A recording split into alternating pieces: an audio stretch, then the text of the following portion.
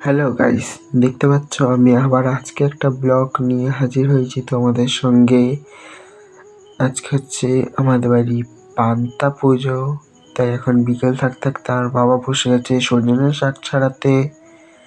আর আমি এখন যাচ্ছি হচ্ছে ওই বাড়িতে চাল দিয়ে আসতে, এটা ঠাকুর ভাত হবে তাই। আর বাড়ি এসে দেখি মা এখানে পটল ছাড়াতে শুরু করে দিয়েছে, তাই আমি এখন মার হাতে হাত রেখে এখন আমি একটু নারকেল ভেঙে দিলাম। তারপর নারকেল ভেঙে দেওয়ার পর নারকেলের জলটা বার করে আমি একটু খেয়েও নিলাম। নারকেলের জলটা হেভি মিষ্টি ছিল। আর তারপর মা এদিকে আরো সবজি কাটা শুরু করে দিয়েছে। এই যে এখানে অল্প সবজি কেটেছে, এখন অনেক সবজি কাটা হবে। আর আমি এইদিকে এখন সজনের শাক ছাড়িয়ে নিচ্ছিলাম। তারপর এখানে একটু আলু কেটে নিলাম, মা একা পাচ্ছে না বলে। তারপর এই যে কিছুক্ষণের মধ্যে আমাদের রান্না করা শুরু হয়ে গেল।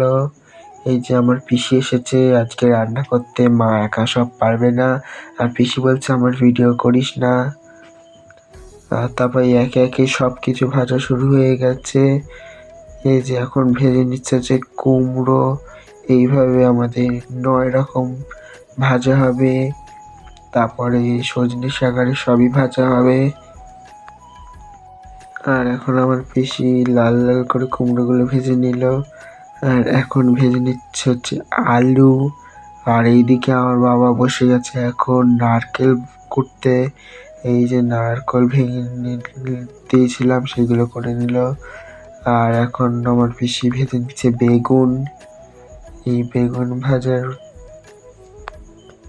আরো অনেক কিছু ভাজা বাকি আছে। এই যে সব বেগুনগুলো দিয়ে দিল। এখন তুলে নিচ্ছে যে পটল ভাজা। এই যে এখন নারকেল ভাজা তুলে নিচ্ছে। এই যে হচ্ছে সেই সজনে শাক, যে সজনে শাকগুলো ছাড়ছিলাম এটা নারকেল দিয়ে ভাজা হচ্ছে। আর এই যে সব ভাজা আমাদের কমপ্লিট হয়ে যাচ্ছে। এখানে 9 রকম ভাজা আছে।